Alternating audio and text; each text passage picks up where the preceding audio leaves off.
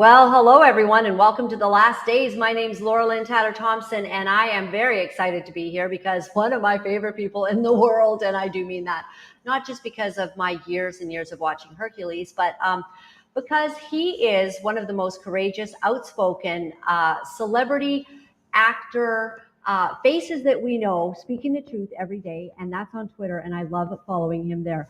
But you will know him as Kevin David Sorbo. And let me tell you that he has done some incredible things. He is a face that everybody knows.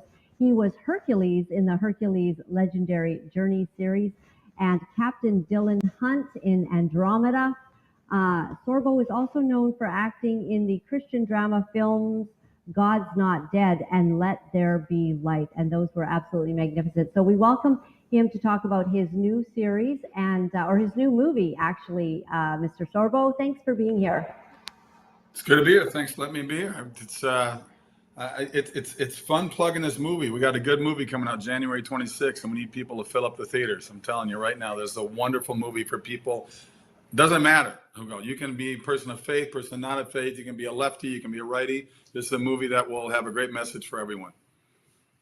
And you're on a major promotion tour right now. You've already done numerous interviews today, and you're sneaking us in between your workouts and whatnot.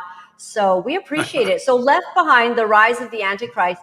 You know, this is a subject that is becoming extremely important to people now because we actually think that we're near the apocalypse. You know, people are feeling real bad about some world events going on.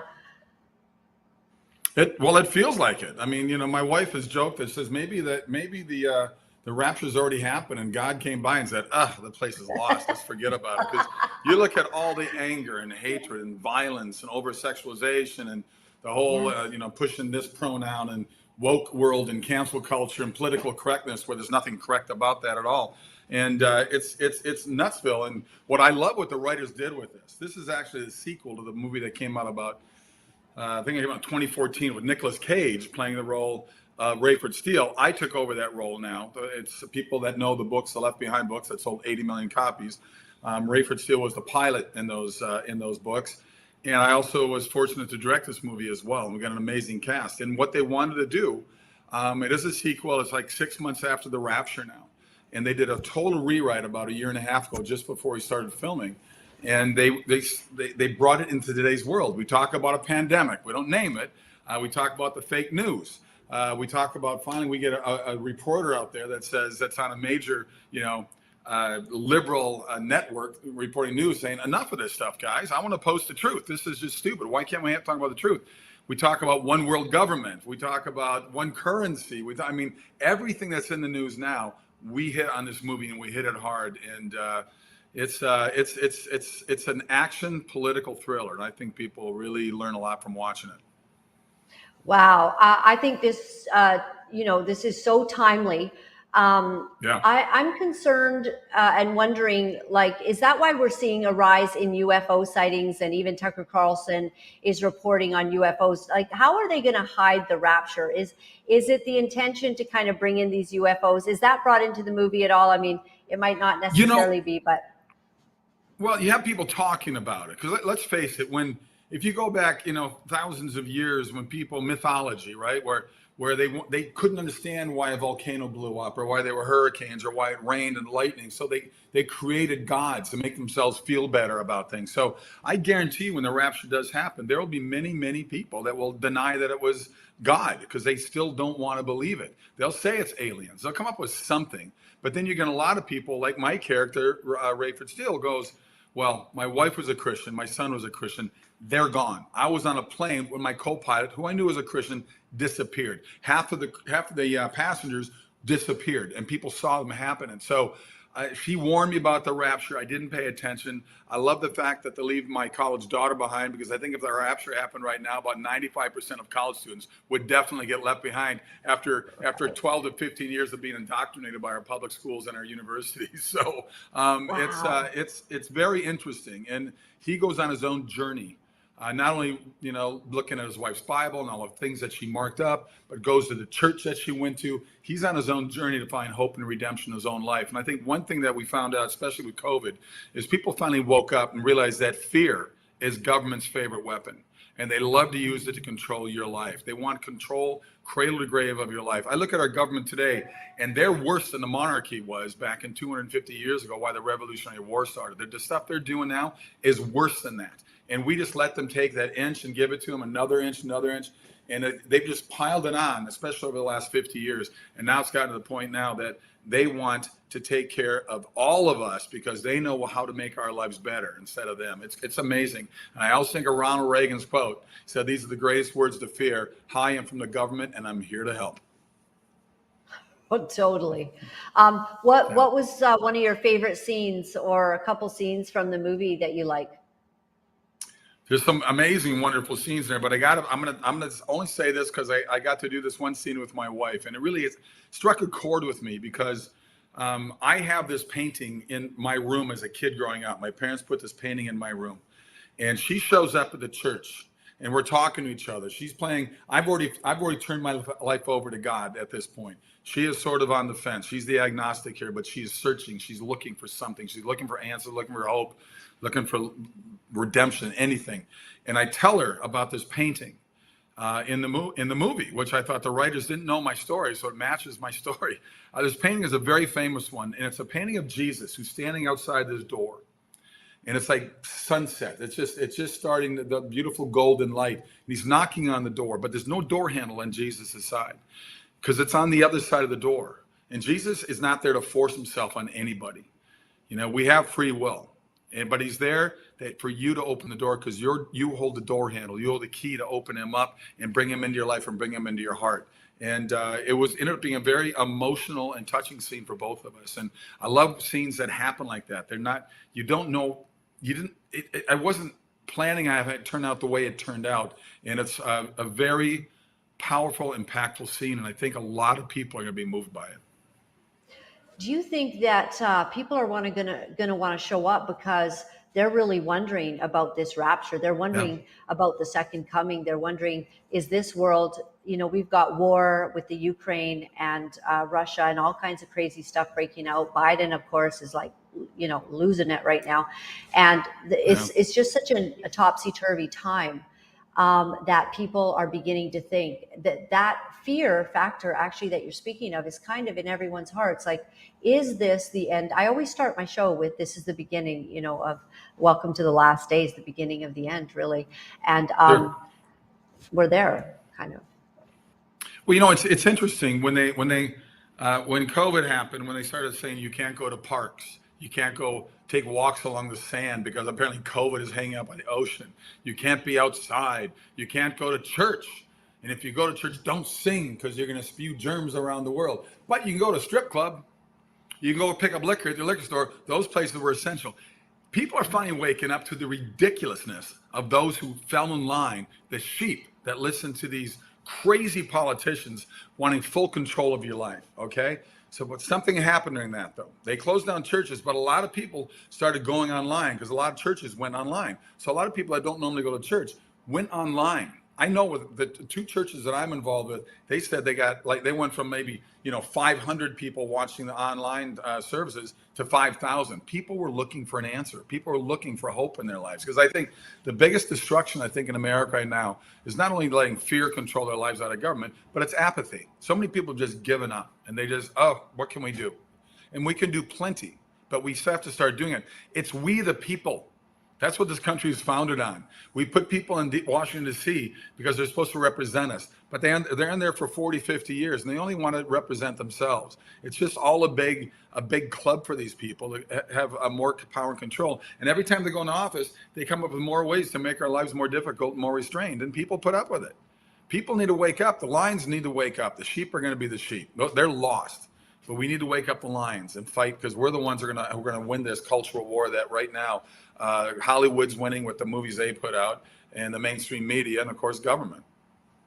Absolutely. So you were talking about this being a film like for Christians and non-Christians. So Sure. Should we be bringing our friends basically that are maybe seeking and searching? Like, this will be a good film for them.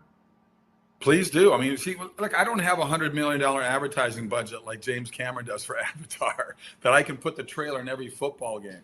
We need word of mouth on these things. Our independent movies don't have that kind of power, financial power behind it. But this movie is a great script. It looks fantastic. The actors are great. We got Neil McDonough, we got Bailey Chase, we got Corbin Burnson, Greg Perot, Sarah Fisher. My wife's in it. My son is in it. He's done like 7 movies now. He's an up and comer. He's just booked a couple more this year. So people are afraid to ask their non-Christian friends to come to church, because usually if you're an atheist agnostic, like, I don't want to go there, man. There's church people there, you know. And but if you ask them to come to a movie, it's a whole different ballgame. So ask them to come to a movie.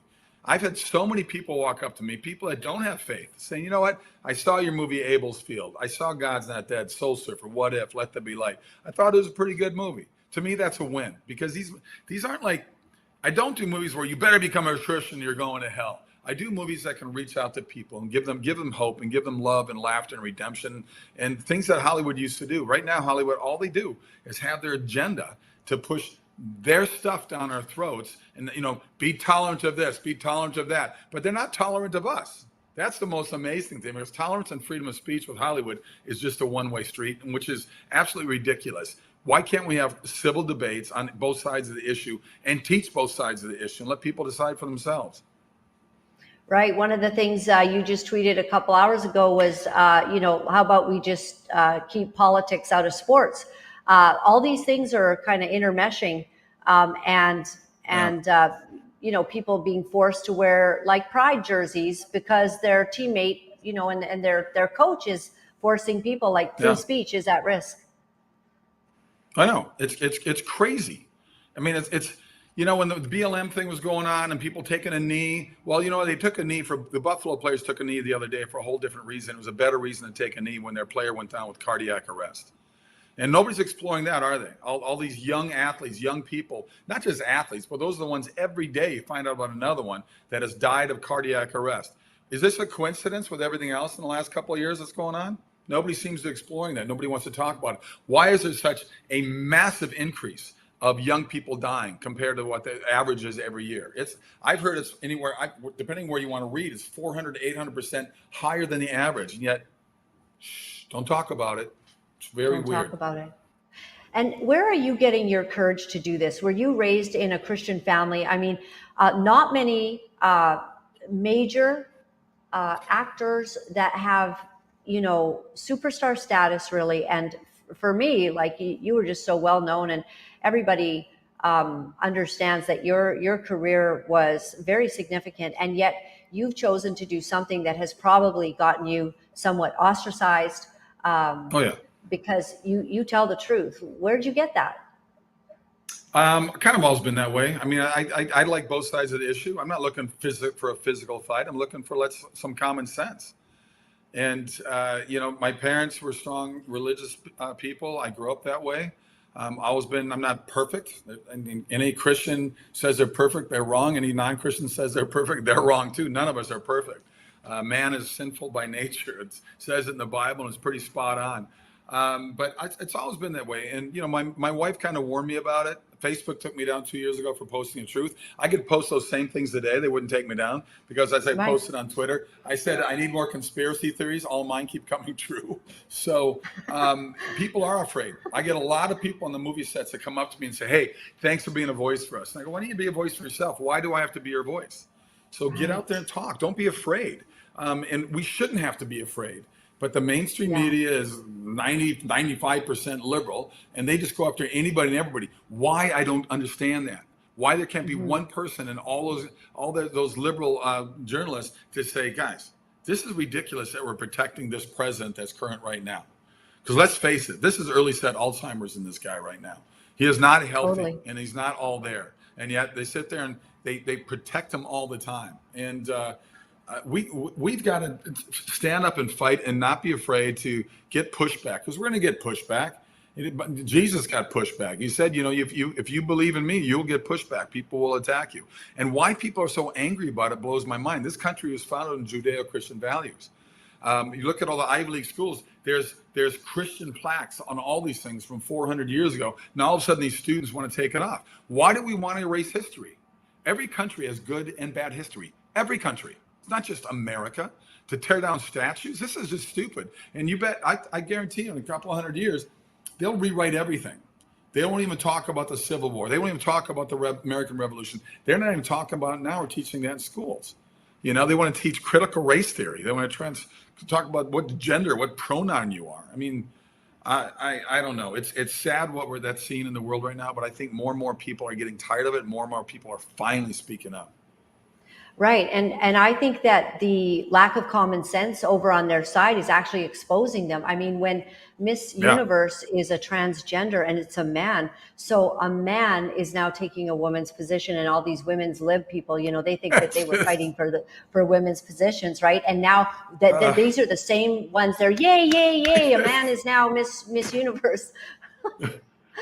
You know, none of it makes any sense. If I'm a father of a daughter that's a college athlete or high school athlete, and she's got to wrestle against a guy that says, well, now I'm a girl, then just don't do it.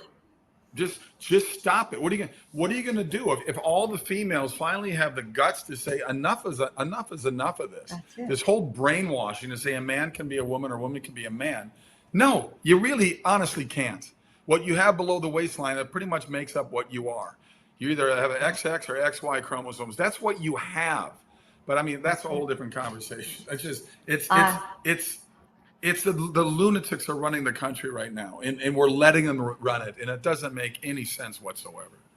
Yeah, it's crazy, but that's why I like this film, because everything is leading to, I don't know, a few years back, a lady said, an elderly lady said to me, well, I sure hope Jesus is coming back soon. And I said to her, well, I don't think so, because in the Bible, like it says in the last days, unless God shortened the time, everyone would be dead. And I said, I'm having all the lattes and buying the cars and living the dream right now. And I'm doing a broadcast television show. And, you know, I get to do anything I want. I don't think Jesus is coming anytime soon. I had to be honest with her.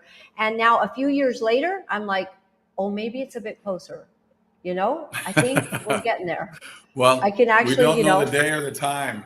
You know, we right. don't know the day or the time. The Bible says it'll be like a thief in the night, but it sure feels like it. And when the rapture comes, do you think that all our clothes are just going to be left in a pile, you know, on the ground? I don't know. Like how? I don't know. I know. You know, if you read the book of Revelation, it actually reads like a sci-fi movie. I mean, it's really crazy to whatever John was visualizing. I mean, I had a non-believer friend of mine read it. I said, just read it once.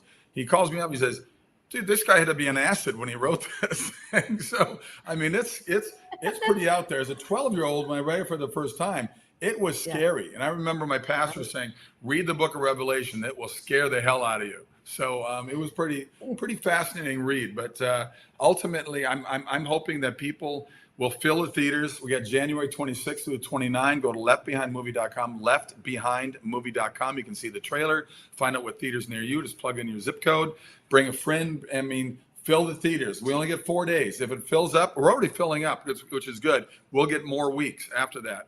So please fill it up. We have 1,500 screens. We started with 1,000. 500 more theaters said, hey, we want to show this movie too. So that's a good sign. It's a very good sign. And I think it's the hunger that people have.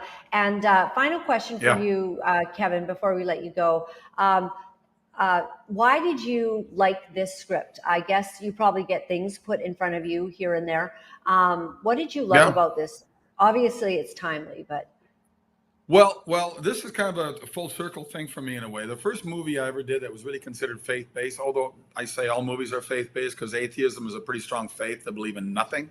But the first movie I did that really has a faith element to it was a movie called What If? It's the same writers that did God's Not Dead. In my book, it's a better movie than God's Not Dead. God's Not Dead became a huge hit. But if you haven't seen What If, please see it. Same writers that did God's Not Dead. So they don't get mad at me for saying it's a better movie than God's Not Dead. In fact, they agree with me. It's an amazing movie, and it actually was funded by Jerry Jenkins. Well, Jerry Jenkins was one of the co-authors, along with Tim LaHaye, that wrote all the Left Behind books that sold 80 million copies.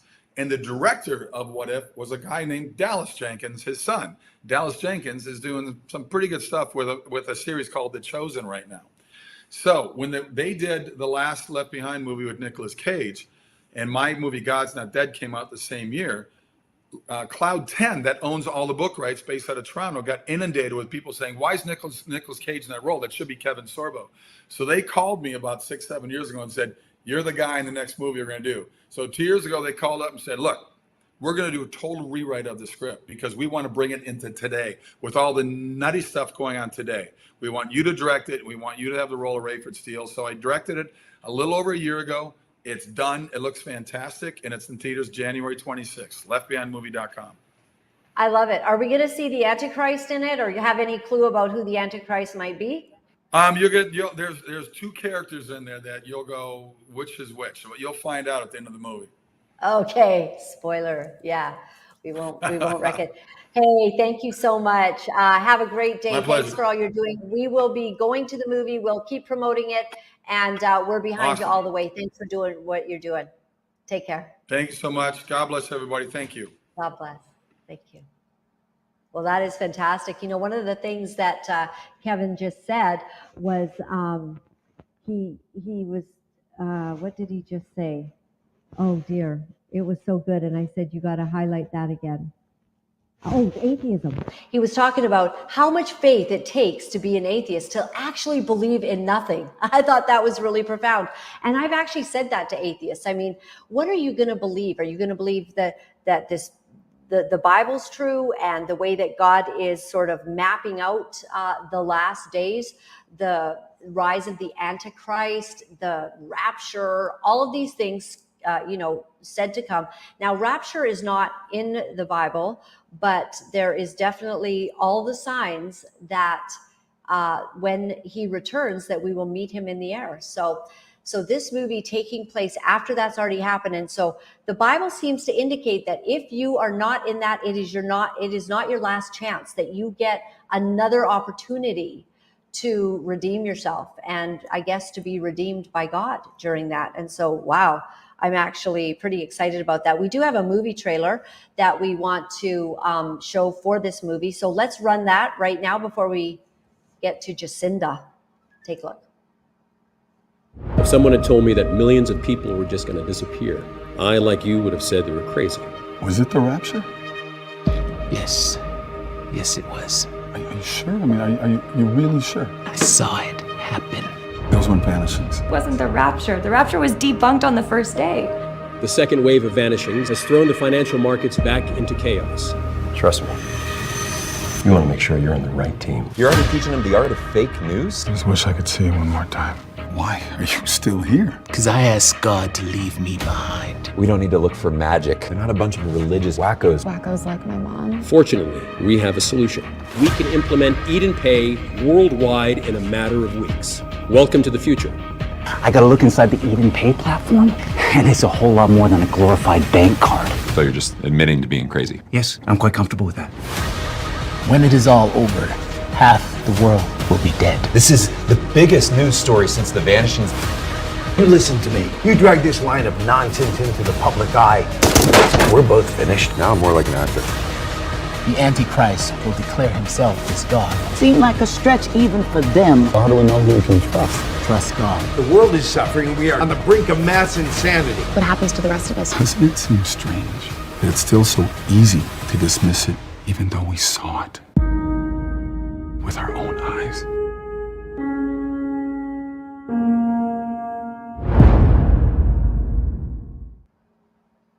Wow.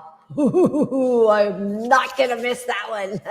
And I'm going to ask as many people as I know. You have friends that are sort of on the fringe of seeking what the truth is. This would be a great show because it's well done. It's well written. It's going to be good.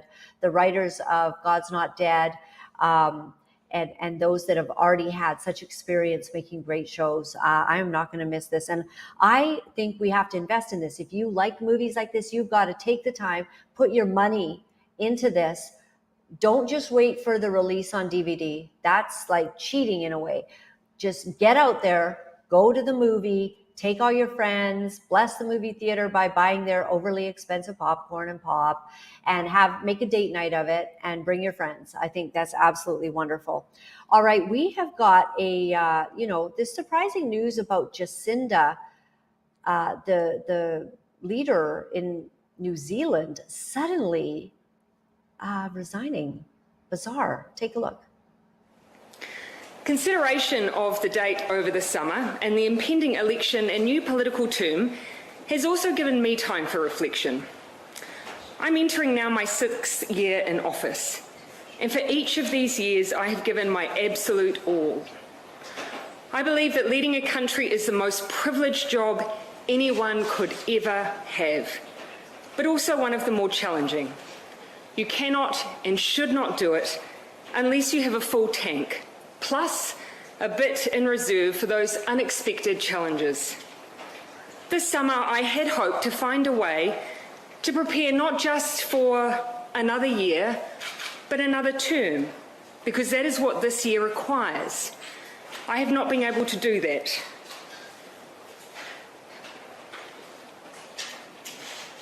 And so today I'm announcing that I will not be seeking re-election, and that my term as Prime Minister will conclude no later than the 7th of February. This has been the most fulfilling 5.5 years of my life. Well, we're just happy that you're leaving, Jacinda. You've really destroyed the country, and you've hurt a lot of people, and you've been an absolute menace to society. So we wish you well, and we pray that you find a soul in your next journey. And perhaps turning to God would be a very good idea, because definitely there's something very, very wrong. And you probably bowed and catered and received funds from the wrong people. In any case, good luck in your future. Tucker discusses the group at the WEF and their fearless leader, another soulless man, Klaus Schwab. Take a look. The WEF is often described as a group of supervillains, but they're also hilariously idiotic. Not just evil, buffoonish. And by the way, they know it. They're smart enough to be embarrassed anyway. The WEF has since deleted its tweet about COVID lockdowns. It has memory holed its promotion of scammer Sam Bankman-Fried. It has conveniently forgotten all about its guidance on Sri Lankan fertilizer, on which it turns out the WEF is not an expert. None of that ever happened. The slate is clean.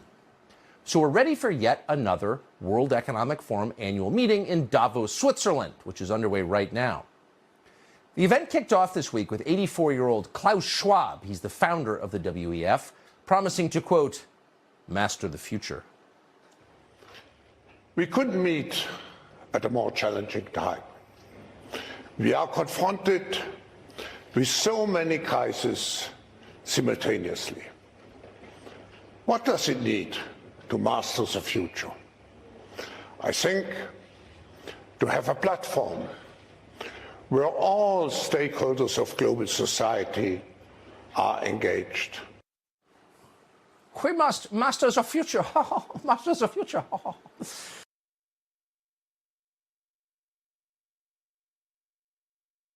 Okay, that was great. Oh, that was fantastic. I mean, you can't help just seeing that James Bond should be breaking in and, on a big long rope or whatever. I don't know, guns going off. I don't know. Something should be happening there. It should be very movie-like, but what a voice that guy has. So former UK Prime Minister Tony Blair at the WEF calls for a digital database. Love this. I so want to be a part of it, to track who is vaccinated for future pandemics. I hope that they track that I'm not, so that there's an accounting of that. Like, people should know which side everything's on. Take a look. You need to know who's been vaccinated and who hasn't been. Some of the vaccines that will come on down the line will be multiple. There'll be multiple shots. So you've got to have, for reasons to do with the healthcare more generally, but certainly for a pandemic or for vaccines, you've got to have a proper digital infrastructure. And many countries don't have that. In fact, most countries don't have that. So I think that's really scary. I really do. Like, they are not stopping. It doesn't matter what data, information, what truths are coming out, what doctors are stating their well-positioned suggestions that something's wrong and we need to put a slowdown and a halt to things. That doesn't matter at all. At the WEF, these buffoons, liars and deceivers will stop at nothing to be sure that the entire world is getting those shots and needs to be forced to get them.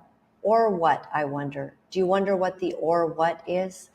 Is this really leading into the mark of the beast? Is this leading into the beginning of how they will make it impossible for those that want bodily autonomy and to be able to choose for themselves whether they will receive a shot or not, that they're going to begin closing in the world so that you are forced, absolutely forced, to do as they want done? Or what? What will happen? What kinds of things will they put in? Will you not be able to shop at the regular places that everybody else does? Will you not be able to bank at the regular banking places? Will you be banned from buying and selling? Because that is what the mark of the beast is. So they want to make these lists about who is and who isn't. And despite the information, they proceed as if there's nothing being said. They're hearing la, la, la, la, la, la. That's it. It's an absolutely shocking time. It's like we're living in the Twilight Zone. So show host of Fearless speaks with brave guest Robert F. Kennedy Jr., we love this guy, about the COVID narrative and how it's used to control people with fear. The last chapter of my book shows the series of tabletop exercises, about 20 tabletop exercises that took place between 1999, that was sponsored, all of them by the CIA, but involving a lot of, important, hundreds of thousands of people who took part in these pandemic simulations. And what each one of them did, and by the way, the people who were taking part in them were from Europe, United States, Canada, and the rest of the world, the rest of the Western world. And they, Australia, Mexico, for example, they were public health officials, they were frontline responders, they were people who worked for utilities, hospital systems, politicians. There were big shots in each one: Bill Gates, Madeleine Albright, Tom Daschle, and to give them kind of an imprimatur of legitimacy. But what they each did was they'd take a simulated pandemic and they'd show what the response was. And the response was not a public health response.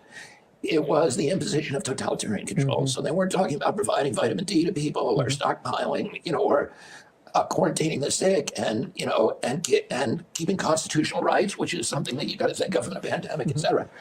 They weren't doing any of that stuff. What they were doing is, how do we use this pandemic to suppress free speech, to censor social media and the media, to close churches, to lock down society, to force people to wear masks, and then funnel them into the chute of mass vaccination with a quickly created and untested zero liability vaccine. Every one of them does the same thing. None of them is about public health. It's a militarized and monetized response. And they're play acting all of these strategies for how do we get Americans to go along with us.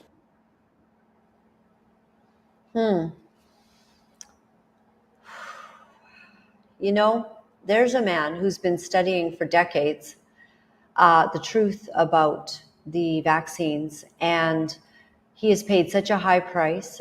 He was on Joni Table Talk recently, talking about the loss of his family, the loss of friends, relationships, his career in some respects, the way people have absolutely gone against him for speaking the truth. And here is this courageous man just sitting there telling us what he believes. And this is a mantle from God that this man carries, a true prophetic voice crying in the wilderness, as it were, at this time. So MIT scientists on the relationship between the mRNA spike protein and prion disease. This is interesting. The immune cells take up these messenger RNA particles that the vaccine delivers. They actually take it up. They don't take up the virus because they don't have the ACE2 receptor. So they're being infected with the vaccine, and they can't stop themselves from making spike protein.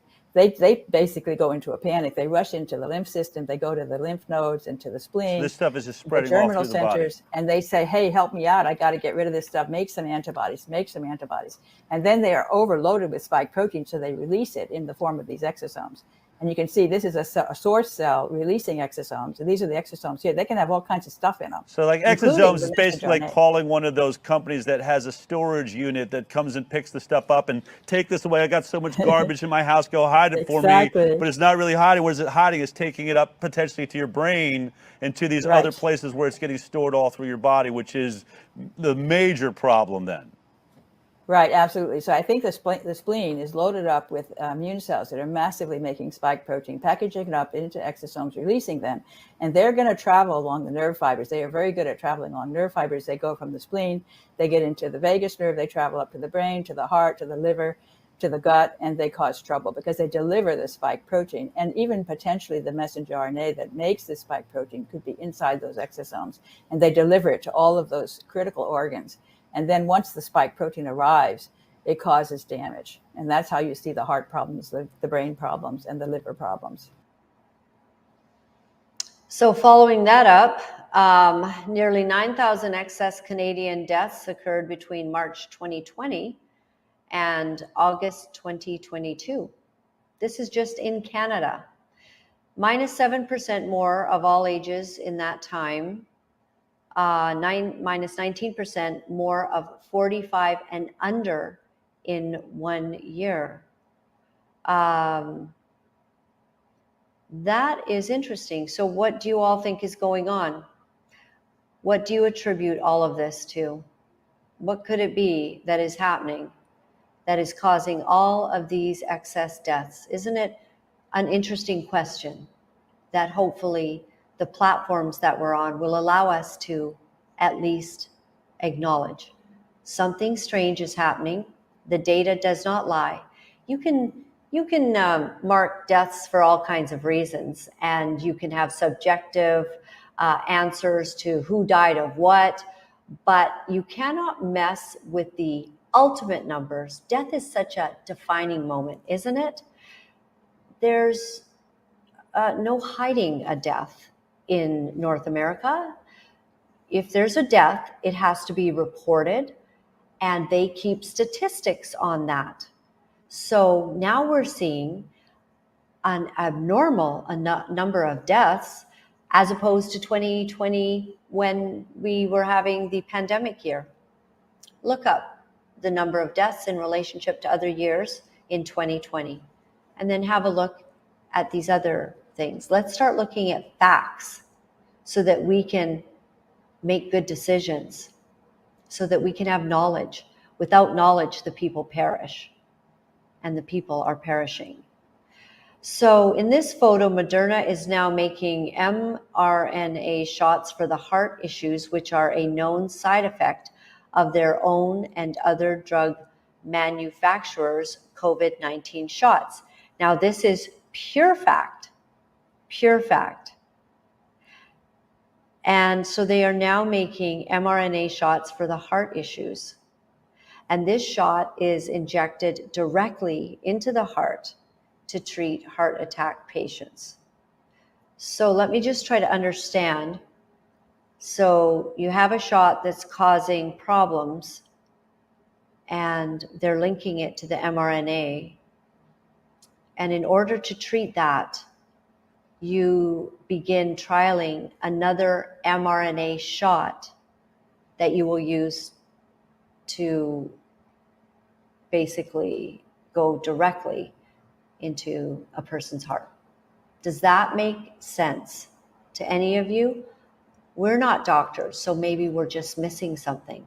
We'll wait for the future data to show us what could possibly be going on here.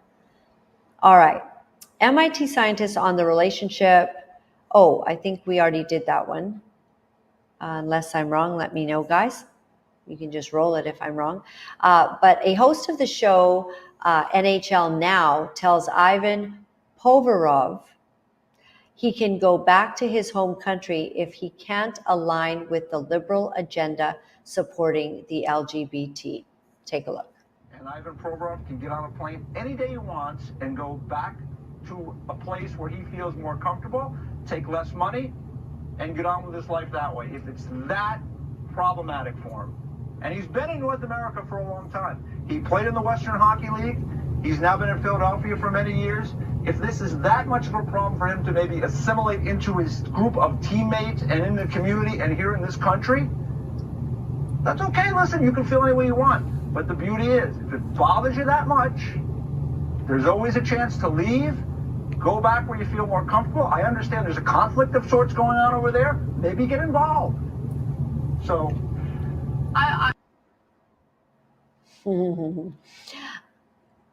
So maybe this gentleman needs to understand that millions and millions, probably billions, of people believe exactly as that NHL player. And they might not all have the courage to stand up like this hero, but they believe that. They believe in the Word of God, which states that the Lord made Adam and Eve. It talks about marriage, a man being married to a woman. They just believe that. No one needs to fight about it. If you want to be gay, in a democracy, you get to be gay. You can marry anyone you want, apparently now. You can, have children by adopting them. You can become a transgender. You can wear women's clothing and call yourself a woman, apparently. You can now win the Miss Universe pageant. But what you cannot do is tell us how to think, what to believe, or what our values are, and where we put our hope, and where we get our sense of morality. You cannot tell us that. He doesn't have to go anywhere. He's actually in a country that was founded on Judeo-Christian values, like Kevin Sorbo said today. When you're founded on Judeo-Christian values, no one should be upset about that, least of all the atheists. Because if you atheists understand that Judeo-Christian way of thinking, that worldview gives you the right and the privilege to be an atheist. That's God's idea. That's why we're founded on these principles, because God's idea was that you get to choose and you get to reject God and you get to be anything you want. But one thing you cannot do is tell others how they have to think, believe, how their faith has to manifest itself, what their true principles are. You cannot do that. So this guy's got it just a little bit mixed up. And how this guy gets to speak this kind of nonsense on the air is how we have a whole country that thinks you're not allowed to think and believe what you actually hold to in your heart. Because we're all so silent now. Well, not me, I'm a big mouth. But we're all so quiet about it. Oh, we don't want to mention to the person at work that we think, transgender is like not a thing. We don't believe in it at all. Thousands, millions, billions of people do not believe in that. And especially not the people that are coming in from other countries that have an even higher sense of family in a lot of cases. I'm not talking about, the people coming in across the southern border of the United States that might be sex traffickers or, they're wanted felons. I'm talking about the people that are literally escaping a bad life. They're coming here, many of them Catholic, Christian. They don't adhere to transgenderism. Now, maybe they'll be quiet about it so that they'll get to live in this country. But many of us will not be silent about it. Many of us who hold to our traditions, who hold to this magnificent word of God, will not be quiet about the perversion that is going on. Because we're allowed. Because God said so. And we're blessed to live in a country that honors the sovereignty of God, that honors the word of God, because this country was founded on men and women who honored the word of God and who have those values in place. So when y'all come in here and you want to change it to your way of life, and then you're putting down everyone and literally speaking violence in a way, because not just how brutally mean this guy just was, but the people I mean, I was just looking at another thing that somebody sent me today about the threats, like the physical threats coming from, it was an LGBTQ encounter. Physical, that ought not to be. And in fact, at one of my events, a person that was with us had actually quite literally been assaulted. It wasn't a hit, it was something else, but very, very wrong. So maybe you, sir, should take your LGBTQ views somewhere else. The thing is, you won't get away with thinking like that in Iraq or Syria, where they kill LGBTQ people. No.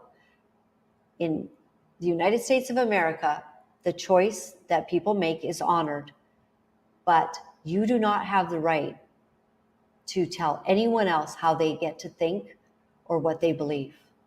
No, not on our watch. So stop it. All right. Final website. Facebook is now allowing images of bare breasts of women who identify as trans or binary. So that's disturbing. Why is that allowed? Facebook, I wonder. It's sick and depraved behavior. Why is that allowed if you're saying that they're women to be putting their bare breasts out on Facebook? Just for the trans and non-binary community. What is that all about? Well, I personally think that they're trying to let everyone get used to that. And they're actually sexualizing the people, especially young people, that are on Facebook. They're flashing those images to begin to normalize perversion. That's what they're doing. The Word of God says that it is a shame to speak of those things which are done of them in private. So it's a shame to bring up and to go over and to show things that are done by the dark side in private. You shouldn't be showing it. My name's Laura-Lynn Tyler Thompson. I'm here every single day because I believe this is a calling. I look for the true news and information. Our team tracks down the best stories of what's going on in the world so that you will be aware. I'm hearing one other thing that we didn't cover today, and I'll just say this, that the plan that they seem to be hatching is to be putting mRNA in our meat products, chicken, beef, so that mRNA is going to be getting into people even if they don't take the vaccine. So why are they doing that? What do you think? What possible good can come from injecting a perfectly natural meat product that we've been eating for many generations and putting in a foreign substance? It's a very hard day. So my website is lauralynn.tv, and I am very grateful to all of you who support us, who honor the work that we do. It's very hot in here under these lights. Who support telling the truth, because the honest truth from us is that we can't do this unless we have help from you. So it means a lot that you go to a website and you click on the Donate Now button and you help us. And you send a little note, which I read every single one of them. And when you do an e-transfer, I read your notes there as well. And when you send in by snail mail to Box 48184 in New Westminster, and that snail mail address, if you'd like to just send a letter and a note, that letter is on our site as well. You'll see it there. So thank you from the bottom of our hearts for supporting us, for standing with us. We really appreciate it. One of the things that we're talking a lot about right now, and that many of you are writing in about, is investments and your money. And upcoming very soon, we do have another a money person, another investment person that's going to be talking to us about the economy, our dollar, the banks, what they're doing, what it means, why the inflation, where we're going, what could be happening, what to prepare for, how to be ready. And we do often mention that silver and gold are mentioned in the Bible over and over again, and they are a great place to make an investment. And if that is of interest to you and you've been thinking about it, wondering about it, we trust Stephen Merrill, and he can be found at sovereignize@protonmail.com. sovereignize@protonmail.com, and he'll get back to you. It's interesting days, isn't it? I want to read to you today, since we're talking about the rise of the Antichrist and all of the scary things that are happening. I wanted to mention to you today from John 14, verse 1, it says, "Do not let your hearts be troubled. For you believe in God, believe also in me. My Father's house has many rooms. If that were not so, would I have told you that I am going there to prepare a place for you? And if I go and prepare a place for you, I will come back and take you to be with me, that you also may be where I am." Isn't that loving? That God says he's going to prepare a place. You know, if you have a special somebody in your life and you decide that you're going to get married, one of the greatest things that you ever get to do together, of course, is have children, number one. Secondly, though, really cool to be able to have a place, to prepare a place and a home, because you want to be together and you make a home together. And here Jesus, who feels that we are like the bride, he's the groomsman. He's very, very handsome groomsman. And the people that love him are like the bride. And he says about them that his love is so intense and so magnificent towards us that he is going to prepare a place so that where he is, we can be.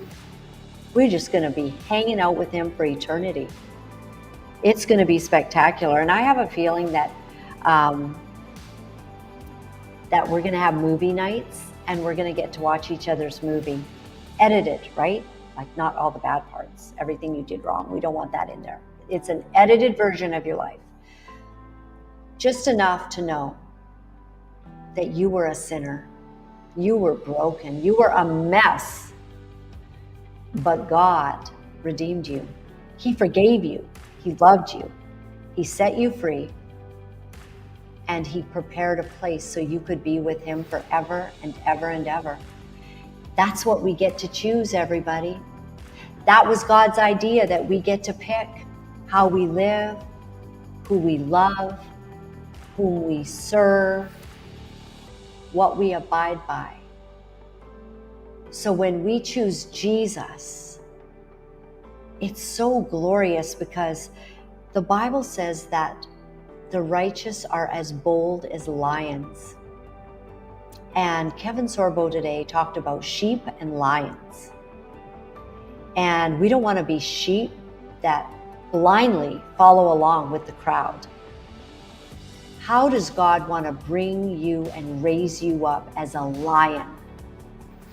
Because when you follow him, He is going to put something in your soul that will be unstoppable and unquenchable unless you do the will of God.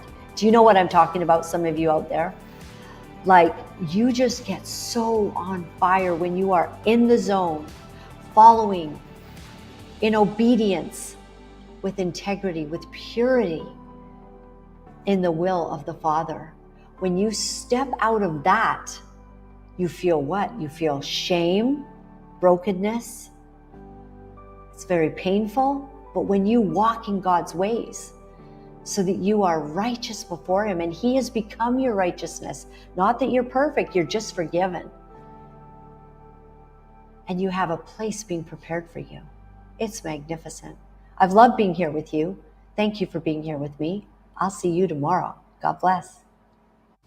You know, it's not easy to deliver the truth of what our sick world is doing, but for some of us, we feel that we have no choice.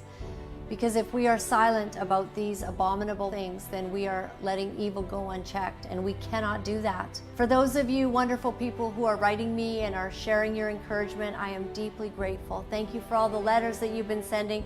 Thank you for the donations and the support. I found out that in order to speak the truth, you have to become very, very strong. If you would go to my website at www.laura-lynn.tv, you'll find all of the ways that you can contact me. Remember, my friends, all is well. All is well. Thanks for joining me.